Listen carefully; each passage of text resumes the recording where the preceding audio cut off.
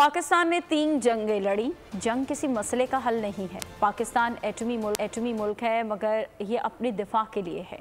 ऐसा कहना था वज़ीर आज़म शहबाज शरीफ का। तकरीब से खिताब में उन्होंने कहा कि बदउनवान लोगों की करप्शन को नज़रअंदाज किया गया।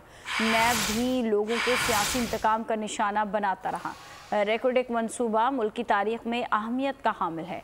पाकिस्तान में मादनियात के $6 ट्रिलियन के ज़खायर हैं। And said that this has been a journey of 75 years. It has been mentioned that we have with us deposits worth $6 trillion. Imagine, and yet where we stand today. Recordec, another case in point. Look at what NAB has done to this entire system. आज बदकिस्मती से माशरे में जहर घोल दिया गया है। उसकी वजूहात हम सबको इल्म है, उसमें मुझे इस वक्त नहीं जाना।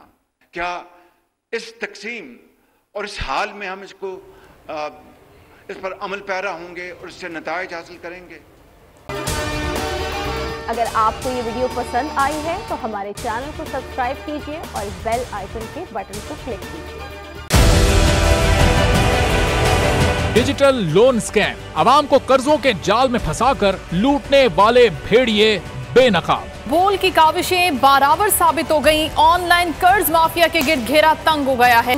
बोल ने दिया अपने आवाम का साथ, उठाई इस स्कैम के खिलाफ आवाज। बोल की डिजिटल लोन स्कैम के खिलाफ आगाही मुहिम की सबसे बड़ी ट्रांसमिशन 59% आवाम ने देखी अपनी स्क्रीन पर, क्योंकि बोल है पाकिस्तान का नंबर 1 न्यूज चैनल।